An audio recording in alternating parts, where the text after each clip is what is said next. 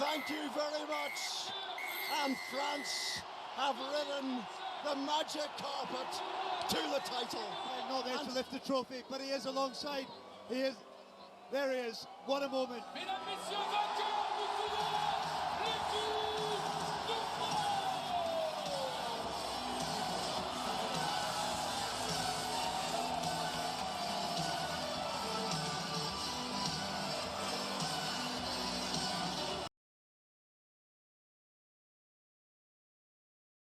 Plenty Boy, episode 12. Six Nations done and dusted. What a weekend. What a super Saturday of rugby it was. A lot of things that happened, a lot of things to talk about. Luckily, I made notes of everything because by the time we got to the France game, I forgot about what happened in Italy. So, I think this one we're gonna just do a Six Nations final round review. We're gonna do our teams of the Six Nation, our starting 15 who we think was the best 1 to 15. Some rugby news, and that's that. Fantastic. Yes, just so that everybody knows, Brack is not joining us today. He's got some technical issues. He'll probably be back in the next episode or so. And we'll hear what he has to say about the Six Nations then. But at the moment, let's start. The one game I could not forget, and that was the one game I was the most passionate about. I have never supported, let me rather say that, an Italian team more than I did over the weekend. And last weekend we were talking about it. We were saying that Italy are not, they were coming in so hyped. I was saying in the start of I think if you go back to episode 2 on how lacquer, Italy are looking, and then they just fell off the bandwagon completely. I was talking about the center pairing. I think is probably the best center pairing in the Six Nations. And they fired some shots this weekend. They obviously, they had issues here and there. Their discipline let them down. I mean, they had 10 penalties to Ireland's 4. But I mean, at halftime, Italy were trailing with, I think, 3 points. But I definitely thought they were the better team on the pitch, in the first half of the game. Yeah, I think, just based on that comment, I think Ireland need to worry. Ireland need to worry a lot where Big they time. are at the moment, and I'm going to try and not diss anybody, but Ireland really need to worry, and they can't blame the coaching staff with their main coach being part of the Lions, British and Irish Lions coaching team now. I mean, they've been playing under him long enough that the interim coach shouldn't have made such a big difference. And then the player that we hyped, I mean, Crowley was really average. Yeah, he missed a lot of kicks. But I mean, can you blame him? How much did he play in the Six Nations? He's been sort of trailing behind Prendergast for how long? So how much game time did he really get? Yeah, I can't see that as an excuse though, because they have all been playing. They've been playing club rugby. So it wasn't like he didn't play rugby at all prior to the Six Nations and all that. Yeah. So I can't use that as an excuse. He did come on, off the bench a few times, but still, I don't think he was horrid. There's a lot of players that looked a lot worse than him in that Irish team. But his kicking, that was really bad. But that's an Irish problem throughout the Six Nations. I mean, they've got the worst kicking percentage in the Six Nations, and he wasn't. I mean, that's also due to Prendergast. But the Italians have a lot of positives to take away from this game. I think Montiani looked very, very good. I mean, he had that massive hit on Hansen. He had 4 dominant tackles. He won a turnover. The centre pairing, we just spoke about the centre pairing. Mngomezulu looked gorgeous. It was a breakthrough. I think he broke through the line. He offloaded to the ball to Gobisi. Gobisi kicks the ball through, and Iana dots it down for Italy's first try. Mngomezulu had a beautiful break in the 16th minute. Breaks also looked very good. I think the centre pairing they were really something else. I have to agree. The centre pairing was definitely on point. I would actually say you mentioned best centre pairing in the Six Nations. I would take that a step further, and considering we have a World Cup winning centre pairing in the Springboks. that center pairing is world class at the moment. 100%. If they can keep that center pairing going in the next year, they'll probably be seen as the best center pairing in the world, without a doubt. 100%. They've got so many good. I mean, Ange Kapuatso looked brilliant. You know, in the 69th minute, he beats Ringrose. Ringrose looked very bad. We'll get to that now. You know, he beats Ringrose on the outside, then puts a kick through, which Stefan Varney then catches and scores Ireland's second try. You know, Kaputso was everywhere, and we said it a few times. He is probably one of the best wingers on the in the Northern Hemisphere, and that's saying you know, with wingers like LBB and your friend James Lowe, yeah. you know, so yeah, he looked very good for me.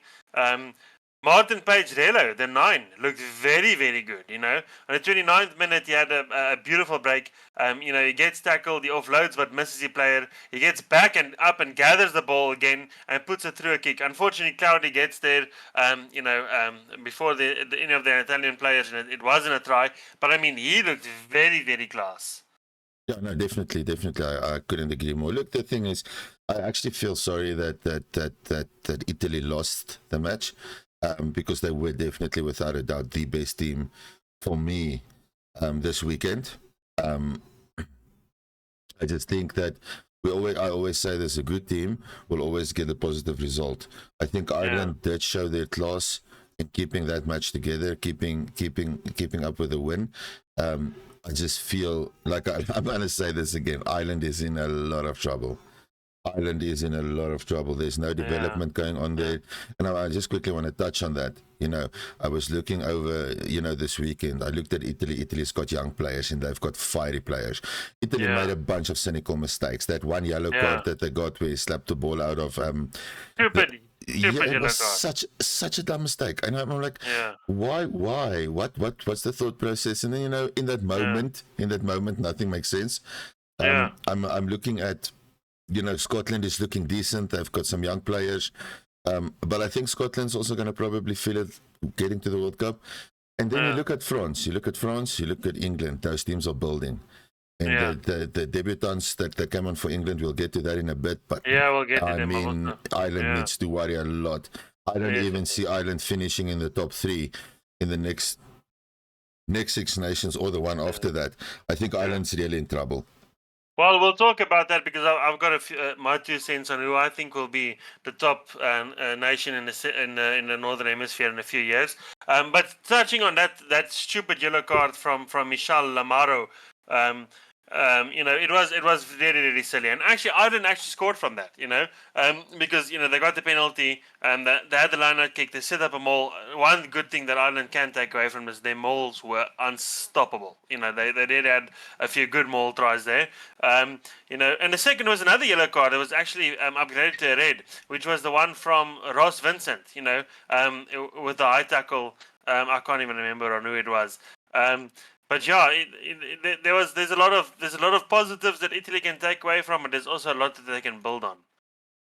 Ireland. So Ireland had a few disallowed tries. Okay, that, you know, the first one was Finlay Bealham who put the ball down short and then propelled himself forward over the line. I don't think this was cynical. I mean, I think if you fall right from the line, literally on a few less than a meter away, I think it's just human nature to try and propel yourself forward, you know, or to crawl forward and put the ball over. James Ryan, the second one, James Ryan catches the ball in front of the try line. He tries to put it down, but Italy's lucid Danilo Fischetti runs into him, and Ryan then knocks the ball on. Gorbisi then kicks it into Lowe's hands. Lowe tries to place it, but loses control and throws the ball out. No try, knock on. And the Irish players were, I mean, they obviously thought that there was more to this, because they were in the ref's ear about it, complaining, you know, carrying on about it. But to me, it was a very, very simple knock on. I mean, you could see Ryan knocks that ball on before you know, it goes over. Yeah, that's going to be one of those, you know, it's going to be one of those decisions. If you're an Irish supporter, then the Italian player went in with his knees. If you're an Italian player, it was a normal thing. I mean, the guy's a prop. He's not going to get down there just like that. Yeah. Okay. And Ireland complaining in the ref's ear, I mean, It's just Ireland being Ireland. Yeah. That's been pretty much their last 50 games. They always have something to say. They always have something to moan about. They're never happy. And I mean, you look at it. We're getting to that as well. I'm jumping around a bit, but Finn Russell, maybe he should have stopped talking to the ref all the time. He was constantly yapping to the ref. Learn from players. Learn from France doesn't do that. England doesn't do that. South Africa doesn't do that. New Zealand doesn't do that. Get on with the game. Okay, the call was made. It was reviewed by the TMO. The TMO and everybody decided that there's nothing in that. And just move on. How many decisions has gone your way? Then you don't complain. Then you don't point out the mistakes. Yeah. I feel just Ireland ended where they deserve to end. They're looking bad and I'll touch on that as well. But I have to disagree. I think that all the teams do that. I just think Ireland take it to the next level. But yeah, the 53rd minute was the third disallowed try is where Keenan goes over. But when they go back to see it, they saw that Caden Doris actually knocked the ball on when he was contesting for it. There was one call though I felt didn't go Ireland's way, and that's one where James Lowe was running on the outside. It looked like he stepped out, and obviously the assistant ref puts up the flag. But when they played it in slow mode. Actually, I can't see that James Lowe stepped out there, and I think like the TMO was sort of calling for this, and the ref was almost like we've already made our decision. Let's just play on. But anyways, I was watching the match with Bracky, and we were discussing it, and it was very important. The question the ref asked again, we had that discussion last episode of episodes ago. The ref already told them that the on-field decision was no try, so there needed to be clear evidence that he didn't touch the line. Now there is one section where his foot is over the line, whether his heel touches the ground or doesn't. Okay, is irrelevant, but they cannot prove that it doesn't touch the ground or that it doesn't touch the ground. There wasn't camera angles for that and all that. So I understand it's unfortunate. But one of those 50-50s. That was the call. The question that was asked was answered, and I don't think at the end of the day, Ireland it wouldn't have mattered at the end of the day for Ireland Six Nations hopes in any case. Yeah. James Games the Park looked really good for me. 57th minute, he had a beautiful crossfield kick to Mac Hansen. Mac Hansen did brilliantly to keep the ball in.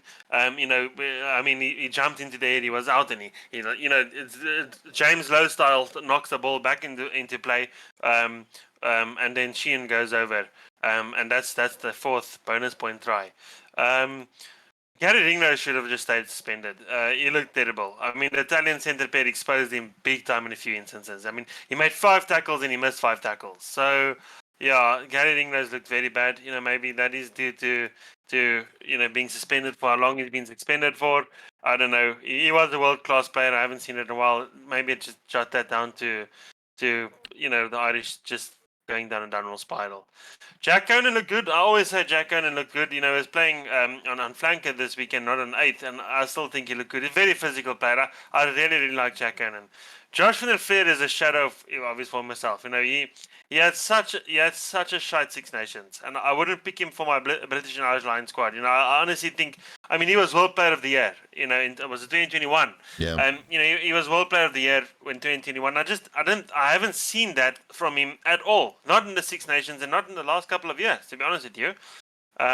James Lowe looked very bad. I don't know if he's still suffering from injury. If the Irish were just very desperate to put him back on the field, but he really didn't have a good game for me.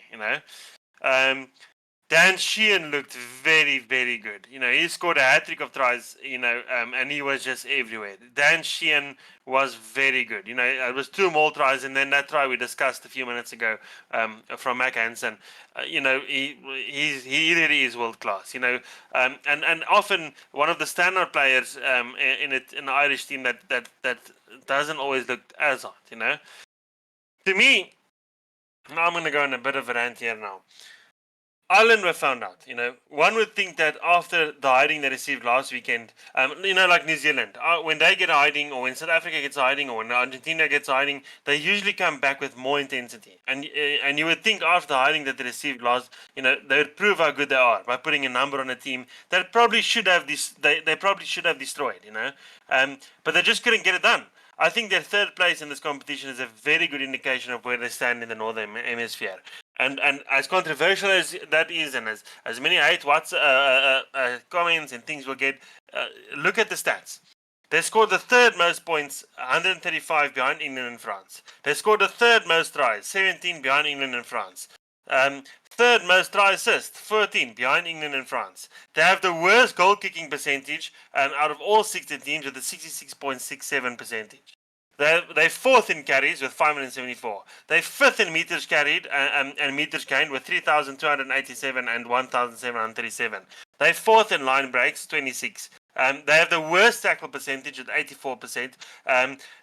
They're second in tackles missed with 135. They're fifth in scrum percentage, 75%. And they don't top any of the stats in the Six Nations 2025. So I think where they ended up in the Six Nations, which is third, is a very, very good indication on where they stand. Put world rankings aside, where they stand in the Six Nations at the moment. Yeah, I think like we said earlier, Ireland have a problem. I mean, we've had this discussion about Ireland a while now. Is it a mentality problem? Is it an age problem? Is it a humble problem that they're not humble enough? And I think it's a contribution of everything. I really think it's a contribution of everything. Yeah. And okay, they lost against France. France pitched up. And then you go and you almost lose to Italy, and you should have thrashed Italy. France thrashed Italy. England thrashed Italy. You didn't thrash Italy, and okay, you played in Italy and all that. I can understand everything behind that. Okay, but you should have won that match handsomely by at least 15 points plus, and they didn't. Well, Ireland have a big problem, a massive problem, and I'm just not sure the Irish fans see it because they're so deluded in their perception of who plays. And again, James Lowe showed this weekend that he has no respect for anybody other than himself and his ponytail, and it's really it's a very cancerous mentality in the Irish team, and it's worrying for me because they never used to be like that, and now they're in a position where I would even be surprised at the rate they're going if they reach the quarterfinals of the next World Cup. Well, they are getting humbled, and they will probably get humbled again. But I mean, a good indication of what you are saying as well is look at Wales. Wales almost beat Ireland. That's the only team that Wales have run close in the Six Nations. And we were saying how good Wales were. Wales was so good. Was Wales just very good, or was Ireland just very bad? And that's, I think, taking that into our next game, Wales versus England. England put 68 points on Wales. England are looking unbelievable. So they're building. Just one last thing I want to add before we move to the Wales England game. If Italy didn't get 2 yellow cards, 30 minutes without, and one is red. If they didn't get that, I don't think Ireland would have won that match.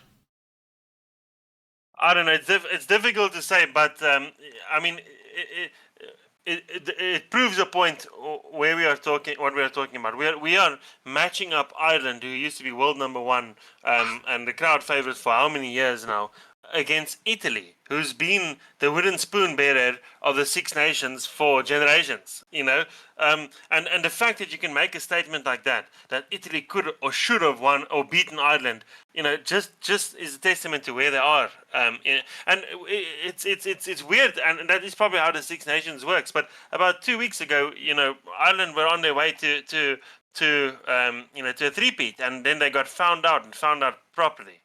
No, that was a proper delay. Yes, but enough about that. Wales England. England. That match was a beautiful match. Yeah, it was a beautiful match if you're an England supporter. I think Wales. I don't have a lot to say about Wales. Wales. Do you want to start with Wales or do you want to start with England?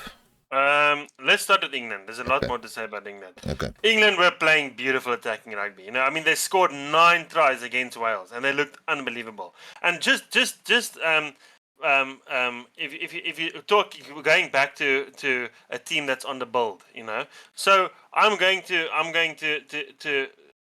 make a statement. I think England will be top of the Northern Hemisphere in a few years coming. Now, if you look at it before I get found out or before I get hate for this, just look at the team that they've got.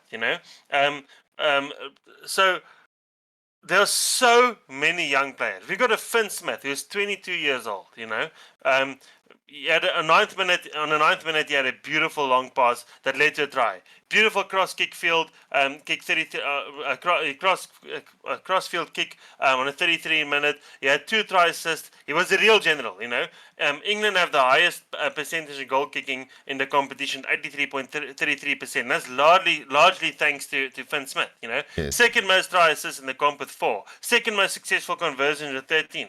He's 22 years old. Then you've got Marcus Smith, 26 years old. Second most meters gained in the competition with 365.7.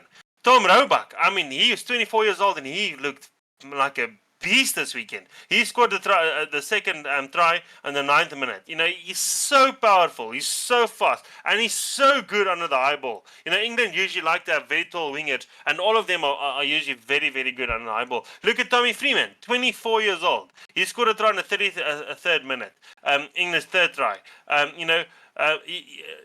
Interesting fact, Tommy Freeman's actually scored a try in every single game in the Six Nations. He had a turnover. Tommy Freeman's been in form. He was actually playing on centre this weekend, and I think he did it very, very well. Fraser Dingwall, 25 years old, who looked good on 12. Alex Mitchell, only 27 years old. 27-year-old, looked brilliant. Scored England's 6th try. He had a clean break, a beautiful clean break. He had 2 try assists. Second overall in the comp, a try assist, tied with Finn Smith. Ben Hill, 27 years old, moved over to the centre in the last 30 minutes. 2 turnovers, second most carries overall with 63, second most breakdown sales with 5. Then Pollock. How good is Pollock? I'm scared of this. 20 years old. This kid came in and he's going to be a beast. He's going to be one of those names you're going to remember. Yeah. He's going to be 100%. One of those names in 20 years from now when he retires, and we're still going to be talking about him on this podcast. Yeah. I can tell you that now. There was a funny moment where he comes on the field and he's all smiling and it looks like Genji actually pulls him aside and slaps him in the face and sort of looks like he's telling him, get your game face on. But yeah, he's so good. Like we said, 2 tries on his debut. Can you ask for a better debut? And the list goes on and on and on. I'm fairly certain, and we'll have to double check that the average player age in the English team is about 27, 28 years old. I think the oldest player off the top of my mind is probably Daly. I think after the match they had an interview with the coach, and I think England at the moment is the second youngest squad in the Six Nations. And they're performing like this. And can you imagine giving them more test matches, more opportunities to show us what they can do? Honestly, we were bashing them a bit last weekend, but every team gets it on this channel. But they really it just shows you how good they are when they start playing a bit of attacking rugby, and Mitchell doesn't just kick the ball out of the ruck every time. Just shows you how good they can be. Yeah, I think that's the thing. England showed, and I think this was a showcase, and I think it was a deliberate showcase. You had the debutant coming on. You're looking at the age. They've probably got one of the biggest potentials on fly-off that I've seen in the last 5 or 6 years with Finn Smith. That guy doesn't miss. They've probably got, if Marcus Smith, slots or gets used to that fullback position, he can easily become the best fullback in the world. He's got the mentality for that. His attacking mentality, his kicking. He only had one mistake, which was that very, very bad kick in the start of the game. That went going all around this weekend. Yeah. But looking at it in the bigger picture of things, I think if I was going to be scared of a team for the next World Cup, as any other coach in the world, not necessarily as Rassie or as anybody, as any other coach, it would be England. They're producing monsters, and there's names you're not even mentioning. Cunningham South. But he also scored 2 tries. Yes, I mean you look at him. What's his age? He's not that old. I think he's also 25 or Yeah, 26. yeah, you know. Will And Stewart then, looks so good. as much as I don't like him, you know, and everybody hates him that plays against him. Maro Itoje was probably for me the captain of the The tournament. Six Nations, 100%. He was. He led his team, and he made sure his players stayed in line. They looked like a professional outfit. He spoke to the ref when he needed to speak to the ref. He got clarity when he needed to get clarity. You know, and you know, I don't know. England. I'm scared of England for the next World Cup. If I was any other coach, I would be looking very, very closely at what England is doing, because I think they're going to be a big monster by then. I mean, if you look at it, Pollock's going to be he's 20 now, so in the next World Cup he's going to be 22, close to 23, and he's going to have 30 caps. Yeah, that guy's gonna be a machine, and it's not like he's a tiny guy. And No. you know, it's insane. And then you're putting him, you know. And he's just got this energy about him. You know, he just looks like he's so. You know, England always gets sort of criticized for their plastic energy that they've got. You know, every time they win a scrum, or you know, they just lose their minds. But he just has this energy about him. He just looks like he's so happy to be there, and he's so excited. You know, but yeah, well done, Pollock. Yeah, well done. Good. Welcome to World Rugby. We hope to mention your name for good things and bad things in the future. Yeah. Well, don't get too good, otherwise Timo will bash you like James Lowe. Yeah, for sure. Wales. It was very sad to see. The fandom, the coaching staff. You know that one coach that looked like Hagrid from Harry Potter. He looked broken. You know, it was very, very sad. You know, I honestly was hoping a bit more. I think I even predicted him to win, but it was very, very sad. You know, there are two positives, however, that Wales can take out of the Six Nations. One is Jack Morgan. He had a very quiet game, you know, this game. The second is Blair Murray. Now, Blair Murray he's from New Zealand, if I'm not mistaken. He had a beautiful game. In the 22nd minute, Marcus Smith kicks and chases and then spills the ball. Blair Murray gathers it and kicks and chases. He loves kick and chase. He gathers the ball, but then gets ankle tapped by Cowan Dickey. You know, if Cowan Dickey didn't get that ankle tap, that was a try. The 7th minute, Mitchell kicks the ball from the ruck. It gets slapped back by Daly. Murray gathers the ball and makes a break and scores. Unfortunately, one of the Wales players gets pinched for obstruction, and the try gets disallowed. You know, the 44th minute, he kicks and chases again, and the ball gets caught by Mitchell and spilled. Murray kicks it on, but unfortunately Marcus Smith, you know, beats him to the ball and kills it. But yeah, Blair Murray was really a standout for the Wales team. You know, he looked. Someone forgot to tell him that they're getting smashed. You know, because this guy was just not giving up, and he was everywhere. You know. I'll even go far enough and say, call him up for the British and Irish Lions. You know, so Blair Murray, champ. I think it's something that they need to look at. He was definitely in a failing team. You know, you're losing with that scoreline, and there's one player that everybody speaks about the whole weekend, which is Blair Murray. Yeah. I mean, yes, that definitely is a testament. And the thing is, if Wales can get their shit back together, you know, guys like Blair Murray, and those guys would be, you know, considered one of the best fullbacks in the world. You know, if Wales can get the coaching problem sorted out and stuff like that, you know, and you could see the passion in the coaching box. The coach that took over from Gatland, he was thrown on the deep end, and you know, not only was he thrown in on the deep end, he was thrown in on the deep end with a 20-ton cement brick tied to his foot. Okay, Yeah. The inside centre that usually plays wing, I can't recall his name now. For Wales, he scored. I think he also scored 2 tries, if I'm not mistaken. Tom. One of the Thomases. Thomas. Yes. All of them are Thomas. Yeah. Ben Thomas. Yeah, you know, he looked good as well. There is a lot of positive Wales can take out of this. Okay. Yeah. They're also battling with some injuries. They're also, you know, they need to rebuild and whatnot. They've been coached into oblivion, and it's gonna take some stuff for them to get back to where they need to be. Okay, and it's not gonna be a quick interim coach that's going to achieve that. It's going to take discipline and stuff like that. And we discussed that earlier in one of our earlier episodes. The only person that I feel could save Wales right now is Franco Smith as a coach. And even then, it's going to take a lot of work and a lot of time and effort to get there. But I think Wales needs to take the positive side of it. You had a bad season, but you broke the main team's lines. You didn't lose every game with a 0 score line.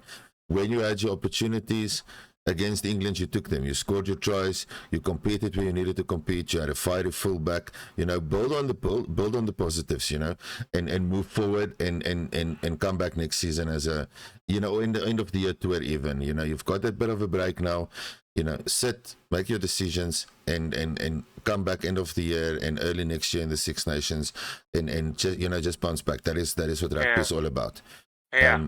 Every team goes through it, except they'll get back on the saddle. Yeah. I just think it's going to take some work. It's going to take some time, and I feel that the rugby mentality in Wales is taken a knock. It's sad to see.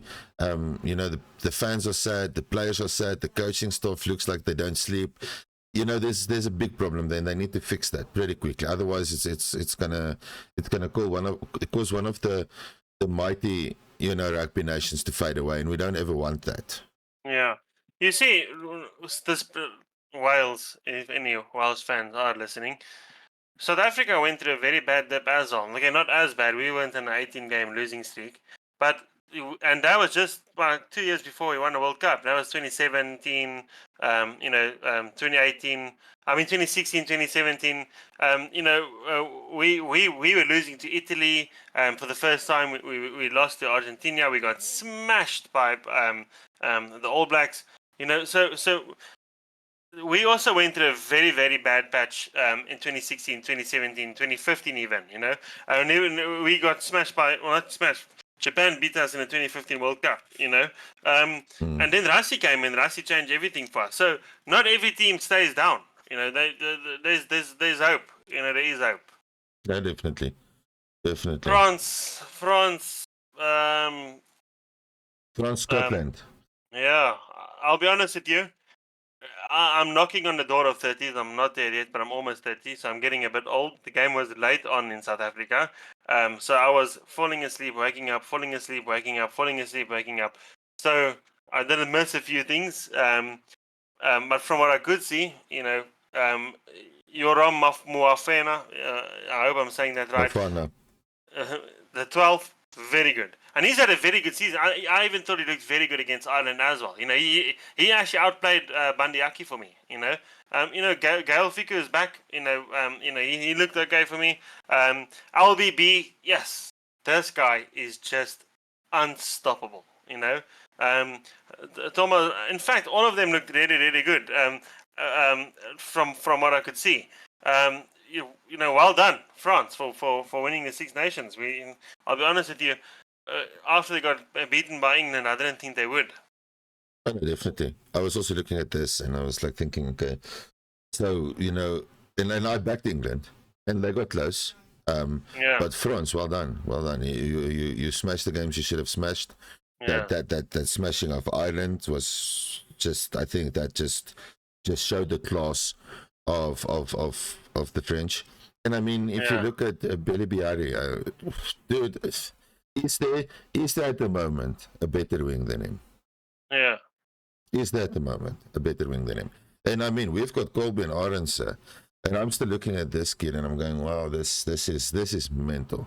And he's been good for a while. Yeah, we've dubbed him, on this podcast, we've dubbed him as Little Red Riding Hood, and there's good reason for that.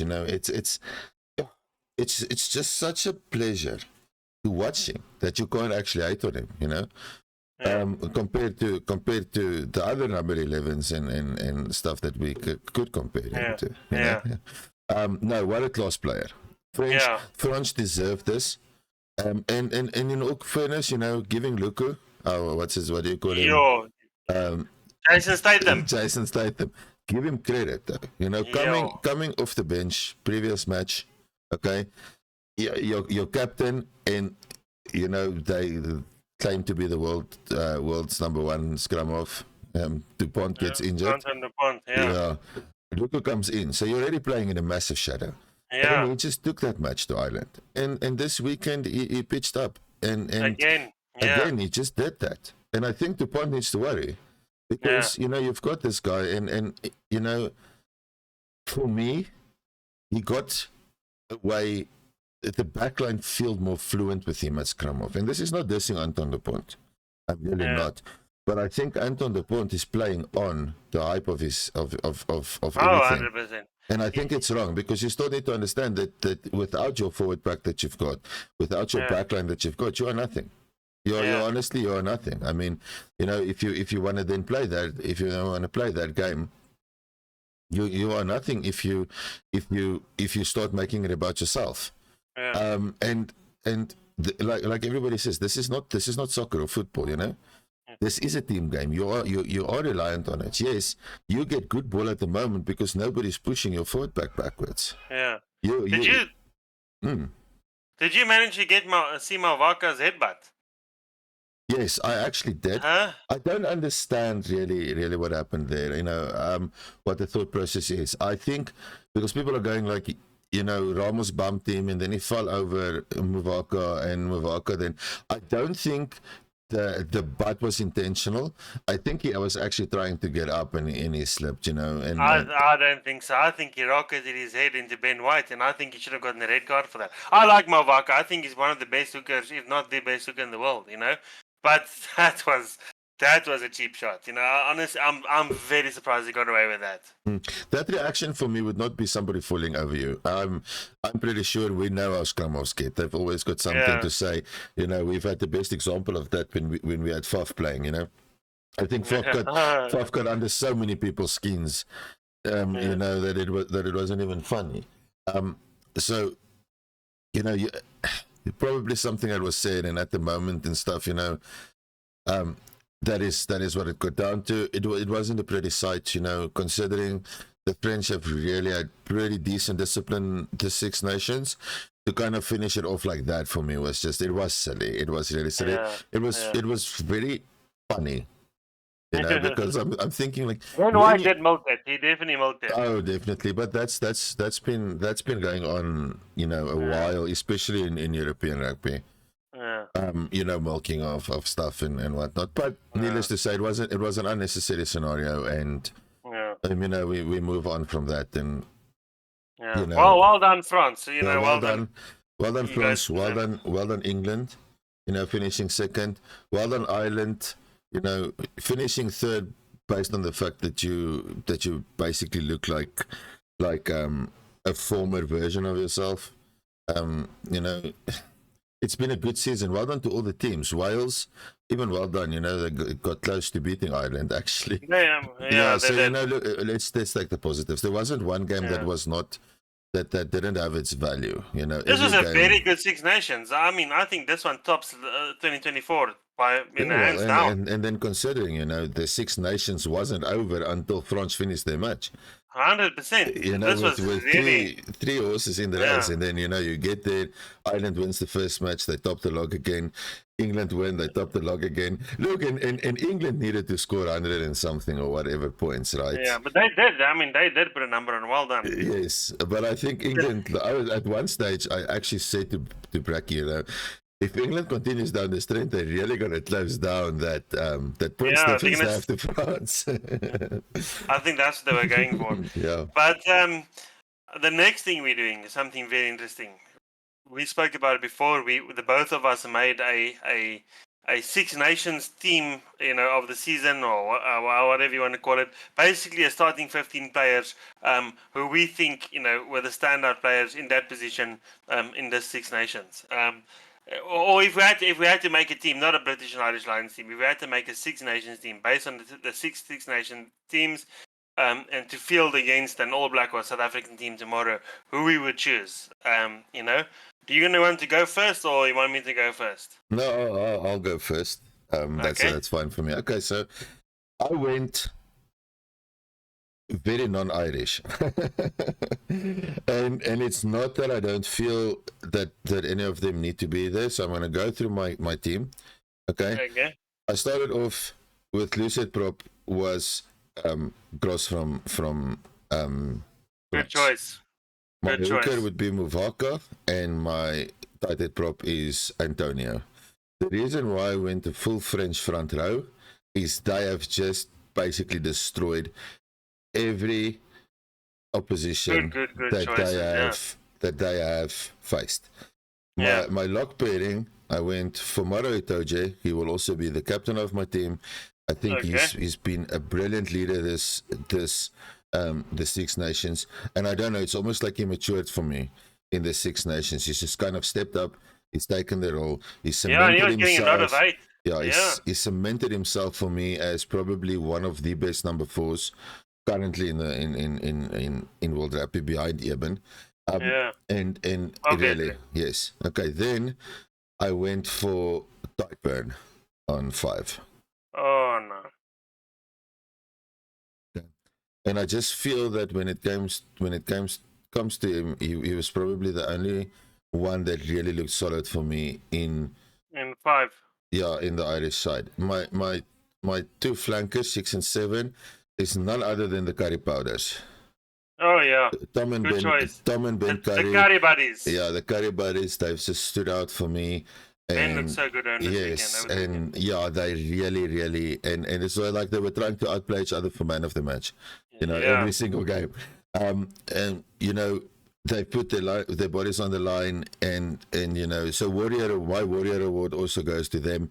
Every single match was 150%. Yeah, 100%. Okay, my 8th man, I went very controversial on this, considering that a lot of people will say that France and Ireland have the best number 8, but just after this weekend, I could not exclude this guy based on the future I see, and that is Henry Pollock.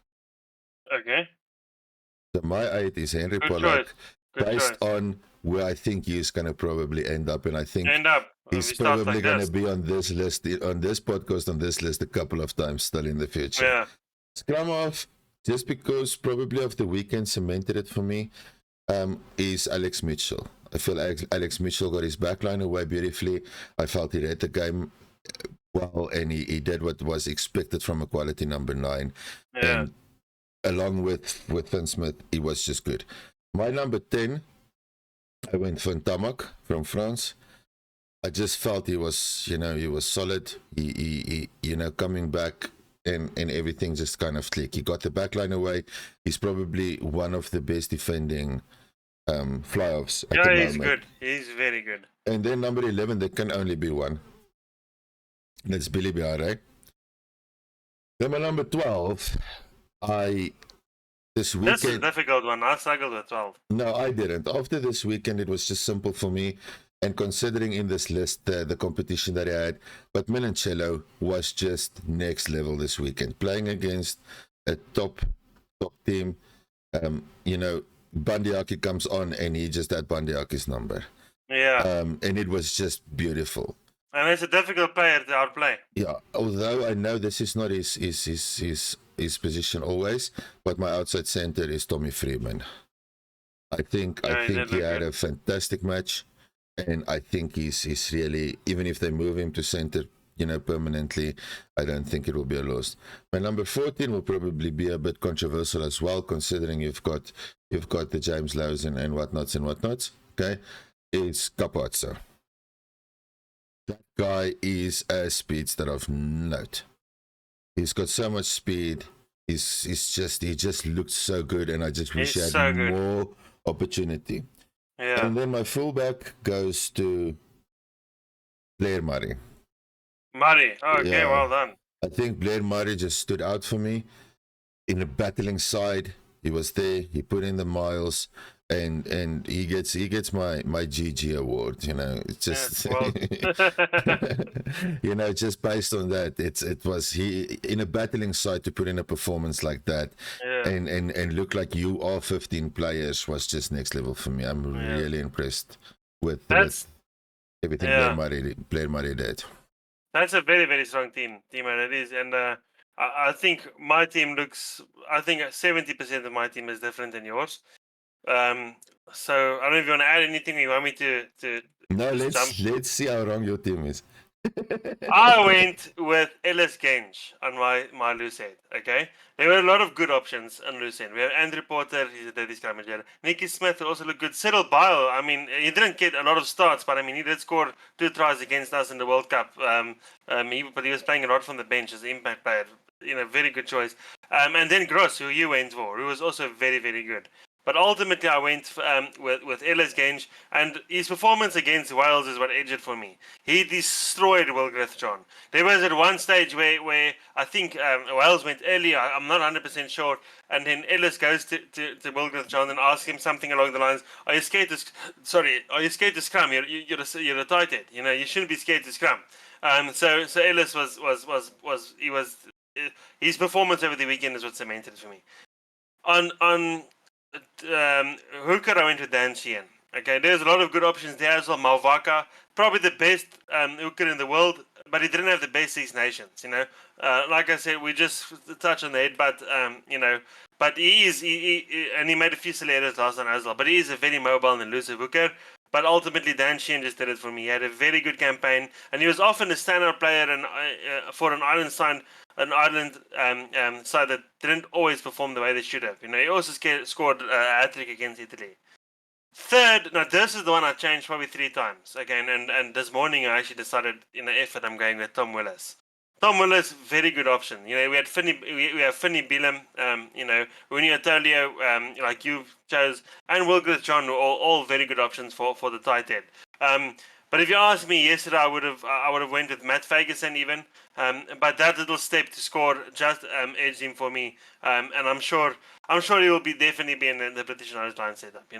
With Furlong injured for most of the Six Nations, he really stepped up to be the best tight end in the Six Nations for me.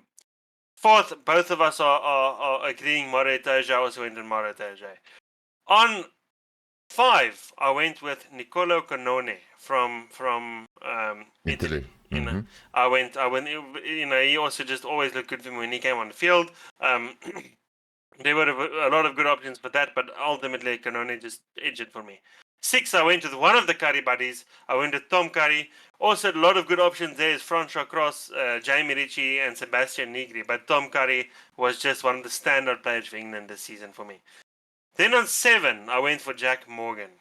There are a lot of good options. Josh van der Veer, but Josh van der Veer has been a shadow of his former, self. He was a rugby. We've touched on, we spoke about it, but Rory Dodge also very good. Paul Boudenaint for France, very good. But Jack Morgan is just he wears that 7. I mean, he had the most tackles in the Six Nations with 88. On 8, I went with Caelan Doris. Lorenzo Canone was a brilliant choice. Gregory Aldred also had a very good campaign. He tops the chart with defensive ruck rivals with 59. But and honestly, this one was very difficult. I couldn't choose between Caelan and Aldred. I just didn't know. But ultimately, I went with Caelan. 9, I went with Maxime Luku.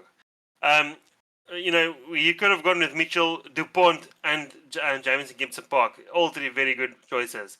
But Luku, he really showed his class when coming on for an injured DuPont, who's like you said, supposed to be the best player in the world. Big shoes to fill, and he filled them and more. I have to agree with the more. He definitely filled them and more. And then he tops that performance or last night. So I honestly think that Maxime Luku is my 9. Then 10, I went with Finn Smith. So I would have probably went Marcus Smith, but because Finn Smith is been the predominant starter for England in the Six Nations, I went with him. He got his first start for England this campaign, and he just never looked back. He made the 10 shirt his own and took it from the best 10 in the Northern Hemisphere, Marcus Smith, and he just never had a bad game. His ability to put players in space is world class. I would have, like I said, went to Marcus, but Marcus, went full black. Then both of us are in agreement that LBB, there's no one else. James, there's no one else. James Lowe, Tommy Freeman, Duan van der Merwe had a good campaign, but they don't even come close to LBB. Top try scorer of the Six Nations with 8 tries. Second most tries assists with 4. 311 meters gained. 8 line breaks, which is second in the at Six Nations. Then on 12, both of us went with Manoncello. This one was the most difficult for me to pick. Because Bandiaki looked brilliant when coming on on the field for Ireland against Wales. Then Moafana, who I thought outplayed Aki when France played Ireland. And even last night he had such a good game. But Mngomezulu ultimately, is my 12 of the Six Nations. Then I went with Hugh Jones on 13 from Scotland. I mean, he's a try-scoring machine. Then I went with Ango Kaputso. Both of us chose him. And then I went with Blair Kingo. Now, this one is probably the easiest pick for me. Now, there were a lot of good fullbacks. Marcus Smith, Thomas Ramo, which neither of us picked. And then Blair Murray, like you. But Blair Kingon absolutely rapes the stats. He's got top carries at 86, 23 more than the runner-up. First with meters carries with 857.9, 379.9 meters more than the runner-up. First with meters gain with 574.6, 208.9 more than the runner-up. 13 offloads, 9 line breaks. So for me, Blair Kingon, without a doubt, is my starter for the British and Irish Lions even. Yeah, no, definitely. So that's our teams. I would actually love to see that matchup, though. I think it would be a fun matchup to watch. I think Bracky was supposed to judge the two teams, and be the tiebreaker. Yeah, dude, I really have to say that you've got some good picks in there. But I do feel that my team ages it just a little bit. Well, let's see. The one thing I don't have in my team, and that's after looking at your team, I don't have a recognized kicker in my team. So if it's going to come down to penalties, it's going to be your team. Because that's how I would play it then. Yeah, so no, you're going to milk penalties. But I do have the strongest scrum, so I'll just go for lineouts. No, it was a good team. Good team. I think both of us, with merit behind every player, that matchup would be good. And I think, in a world sense, I think any one of these teams would probably run anyone in the top 10 teams in World Rugby, probably, run them to death, or ultimately get them very, very close to, and all that. Okay, well, let's end it off with some news.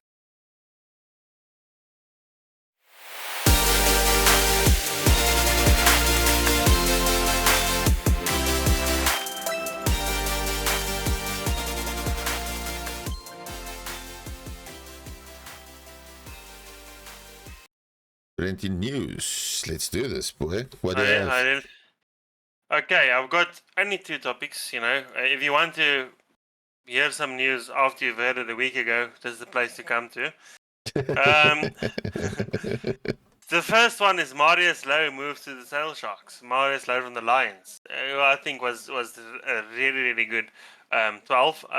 It'll be interesting to see who they're gonna replace him with. Yeah, I think it's a big loss for the Lions. Yeah, it is. I mean, he was one of the best 12s in between the 4. Obviously, Andre Esterhuizen is the best, but between the 4